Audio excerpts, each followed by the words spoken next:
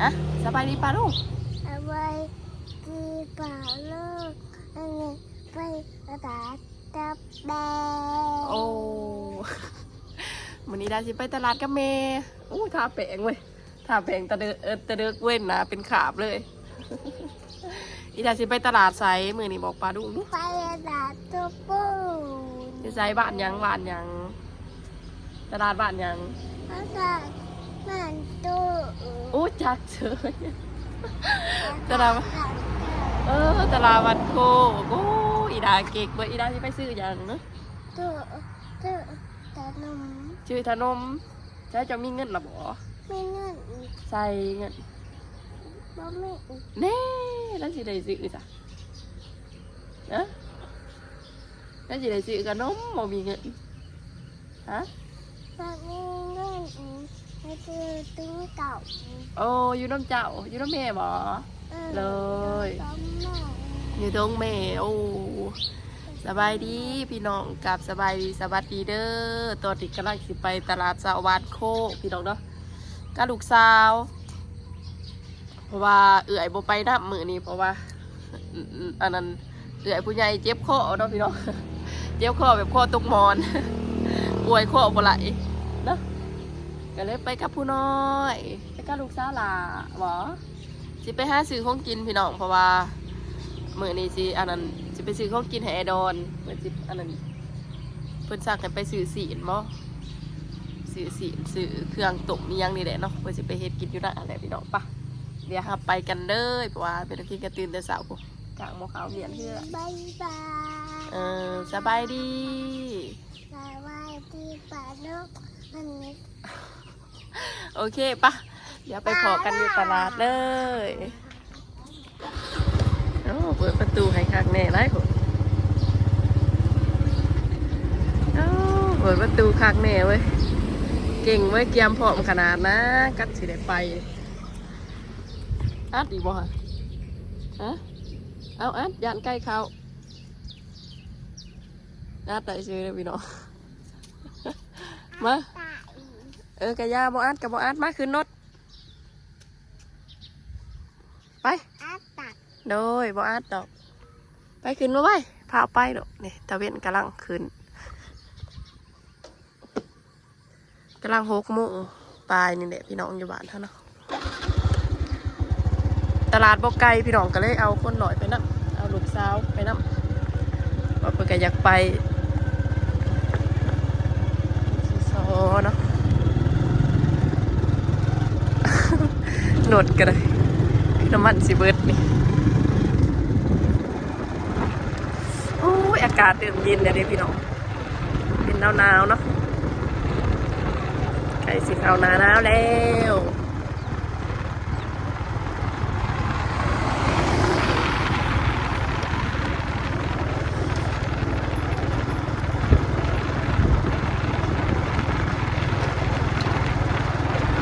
ฮะยังล่ะ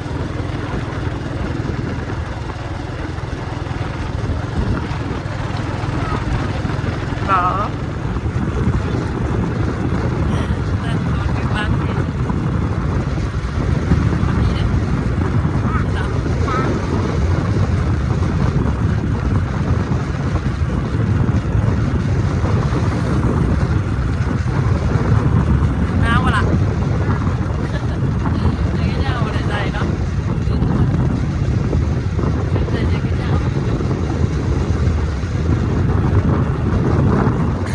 หอดแล้วพี่น้องพี่ไปย่างไม่ท่าพี่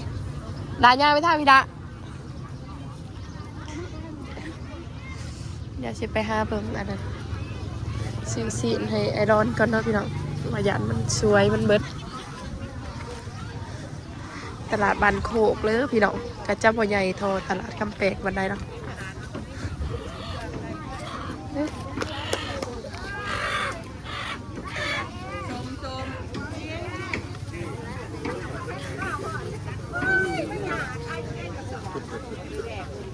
ท้องดีเนี่ยฮะท้องดีมันจะเป็นเนาะเป็นนั่ง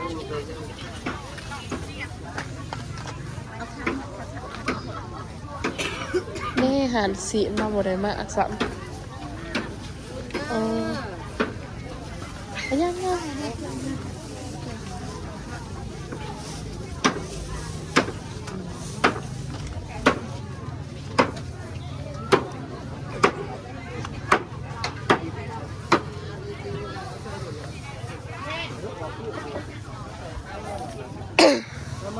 าเปิดชุดคะแนนนี่ฮะกับมาใหม่นี่ ลาวะพี่ดา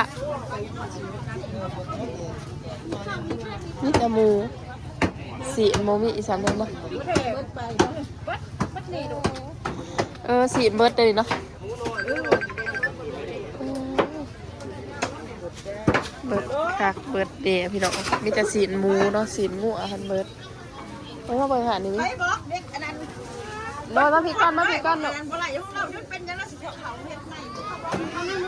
มาพี่กันอย่างฮะ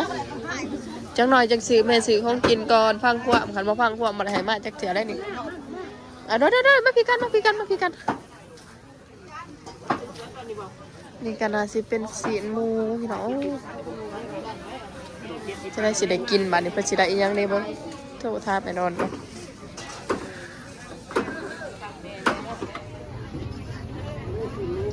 พี่น้องเดี๋ยวสิไปอันนั้นหาซื้อปลาเนาะเพราะว่าไอ้ดอนเพิ่นสั่งสีนะพี่น้องแต่ว่ามันบ่มีนะมันเบิดเขาเฮ็ดน้อยเดียวเขาบอกเพราะว่ามันเป็นตลาดบ่ใหญ่มื้อนี้หั่นตลาดคนบ่หลายเนาะไปมาพี่ดุยังโอ้คือมีปลาโรดแหงโอ้ของเจ้าบ่มีปลาโรดเสือเลยเนาะปลาสีดเบ็ดบ่ปลาโตตัวใหญ่เนาะปลากิ๊บมันบ่มีหรอกสิ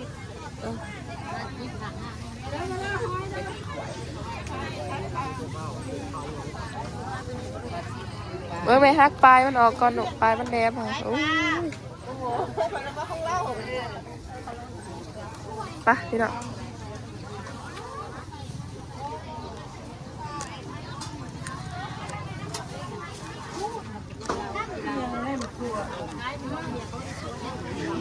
ว่าเป็นตลาดแบบบกวงโคตรโบราณนะพี่น้องไปมาพี่มา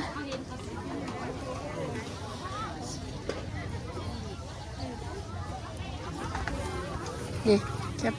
ดีเนาะส่วนได้ก็มีแต่พักไปยัง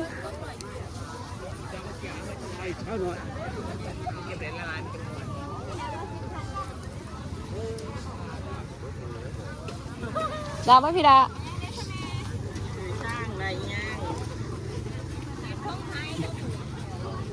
ตุ้ยแต่ทั้งปันไหนแต่ทั้งปันไหน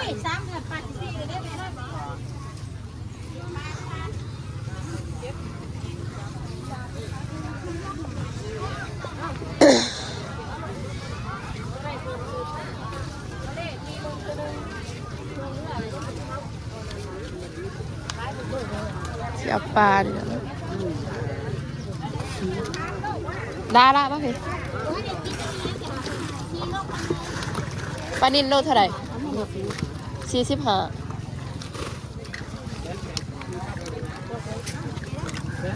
ปลาเจ้าสัตว์ตัวใหญ่ปลาดุกผัด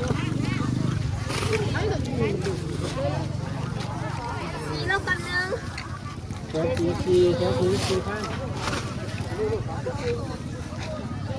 ให้เบิ่งค่ะ3ตัวนี้นะกับตัวนั้น เป็นต่อ3ตัวใหญ่เนาะพี่น้องประมาณ3 โลปลายกับ4 โลกูว่าจะน่าจะตัวละโล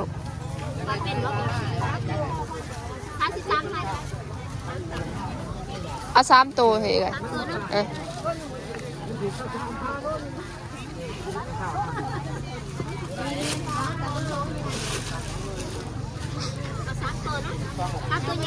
นี่แต่กระตูนได้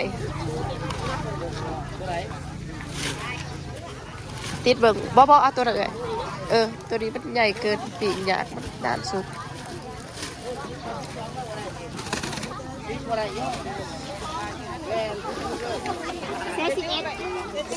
บาท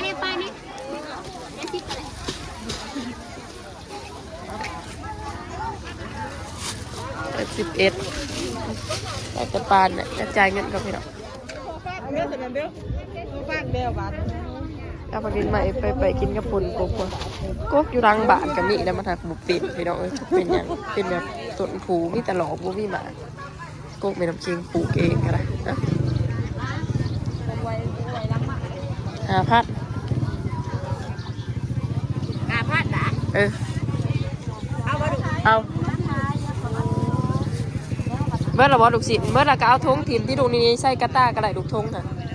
เอาไว้ใส่หันใส่นี่กระไรลูกเนาะ น้ำใหม่เพ่กับซื้อไปแกงเนาะ หน่อไม้ย่ามนี้มันกับผู้อึดได้เฮ้ยทงตัวเลย นี่ได้สนั่ง บอก วันนี้ได้ดูมันเบิร์ดเจอน้ำใหม่เพชรป่า ถ้าอย่างเนาะทงเท่าไรด่ะ 5,000แล้วมันบินเบิร์ดอ่ะ อิ่มบ่ล่ะก็ต้องมีกบแล้วประจักษ์กันหน่อไม้อึดเอาเหรอ เอาก็ได้10เป็นสาวมัดปลากันได้พี่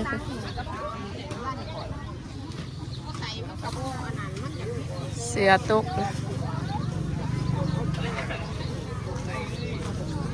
ใช่เลยมาใครเน่าไม่ใช่สบาย สวยแล้วอยากจะหาพัดอยู่ ใจ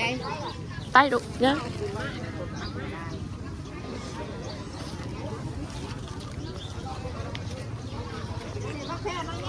ซื้อข้าวปุ้นก็เพี่อว่าอยากพัดอยากตามกินกับมันอีดาย่างมั้ยพี่อีดา อยากใกล้แบบ บอกทัวพี่โอ้ยงูอักกับอะไรเขาก็ได้ใช่ไหมเขาเอาพิษ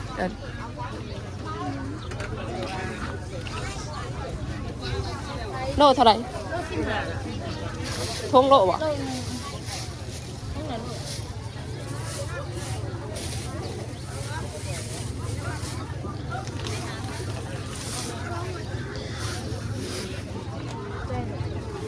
ปะ คุณเด้อมาคุณเด้อ ยังอ่ะเมื่อเลยไปดิก็อย่างเมื่ออะไรมามา คุณเด้อมาคุณเด้อ ไปผีไปยังซื้ออาหารไปย่างไปดิ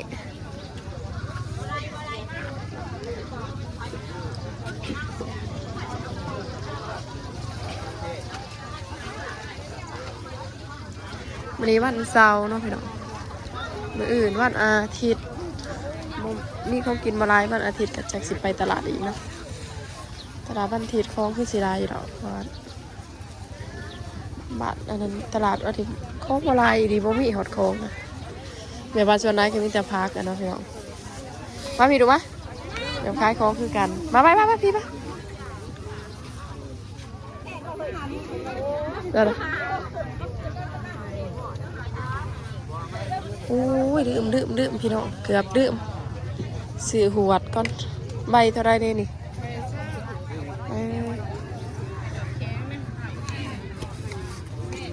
ซื้อหวดไปให้พวกคนอยู่หน้าอันไหนพี่น้องเห็นหวดเพิ่นเลย แต่อีตนใบ20,000น้อยหอยหอยอยู่หน้าเขากระไล่ดอกเอายังล่ะแทนที่จะเอาเงินให้เนาะดื้อ เสียหายใส่ทงอีกนะคะคันนี้ว่าดิใบ20,000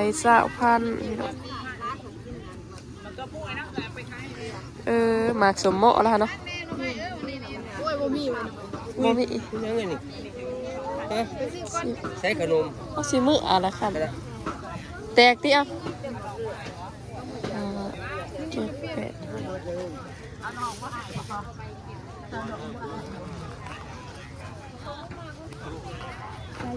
ค่าจะไรมัด10โลเท่าไหร่โล20,000หรอ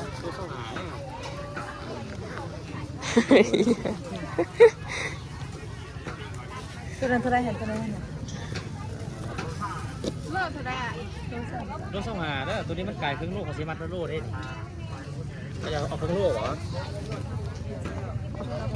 มาทานถอดโดบักลายดิเอาเป็นโดคนดี แบ่งกันก็พอนะ อย่างเจี๊ยบอันนี้บ่ กี่โลเองกันนี่ ตุกเอาโลนึงตุกเอาโลนึงก็แบ่งกันพอก็จะเจอเนาะโลนึงค่ะเอาไปตื่นมีที่จะพาจากไหนจะเป็นสื่อชา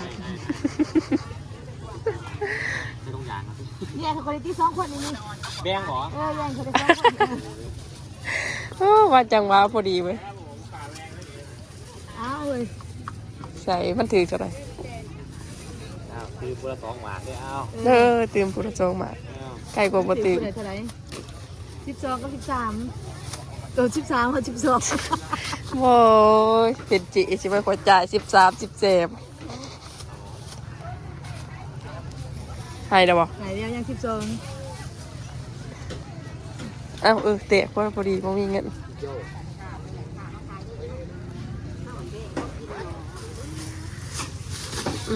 จะได้กว่า10,000น้อยหนึงกับพวกปานกัน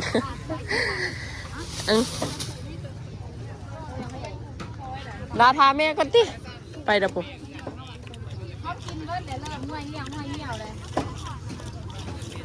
ไปใส่โอ้ยไปบ่เนี่ยเบิ่งแม่ได้ปะสิเอาหัวพี่เนาะแล้วก็สิได้มื้ออันใดๆเพราะว่าบ่มีหยังเลยเนาะหมอเขาบ่มีคนเบิ่งหมอเขาแล้วนี่ได้แล้วว่าขนมใช้ขนมไปผ่าเอื่อยเด้ฮะใช้นมไปผ่าเอื่อยฮะอ่ะคืออาปากใช้นมไปผ่าเอื่อยเนี่ยบ่ผ่าเอื่อยคิงบ่ค่ะไปหาซื้อขนมผ่าเอื่อยคิงเด้อสิเอาตัวใดให้เอื่อยคิงเลือกเบิ่งเด้อ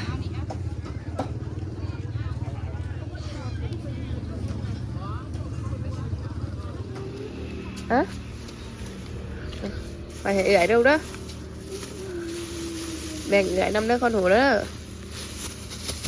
อ้าวโดมีแต่นมเว้ยอาจจะมือซอสชนิดมันจังบ่เหี่ยบ่แม่นจับจังสิโดยจังสัน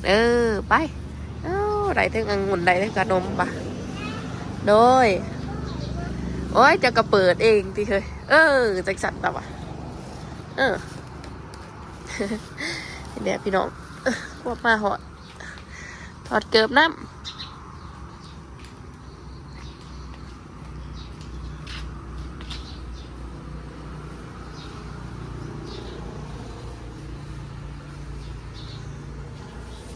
ไปห้องเรียนมือเดียวก็เกือบเสียสับนิ่งๆกันนะ ไปห้องเรียนของฟันฟาฮัดเกือบเสียพี่น้องเรามาเบิ่งของมันจะตลาดพี่น้องบ่ได้หดสีอันซะเมื่อเอ้ยบ่มีอีพ่อโตนหน้าบักพริกนี่แหละเนาะบักทั่วดินไหมข้าวปุ้นแล้วก็บักฮึ่ง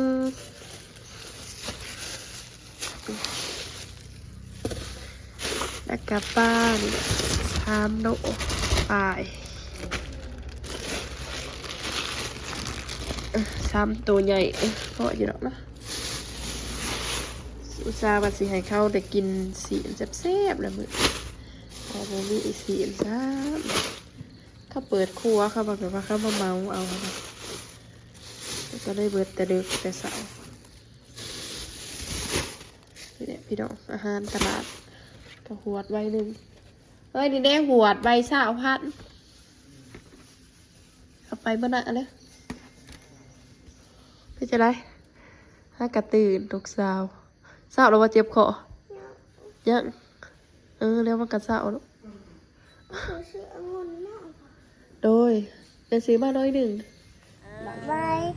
เจียบอันนี้อันนี้น้องเอง บอกแห้งๆบอกยังอ่ะ อันนี้ไปเอาจังกุน่าฮะ ไปเอาจังกุน่ากระปุก เอายัง เอาจังกุน่า เอาจองอยู่นะเอาคักเว้ยปิดคลิปแม่ๆเนี่ยติ เปลี่ยนแต่ ปากปลาลูกมาไหม ปากเปล่าเรื่องบายบาย ยังปากปลาลูก ปากเปล่าเรื่อง เป็นกำลังใจให้เนเด้อ อันนั้นไกลไหนเด้อ เนเด้อจ้า ไหนเด้อตา ปากปลาลูก ปากกาเด้อ เมืองโฆษณาให้เนเด้อจ้า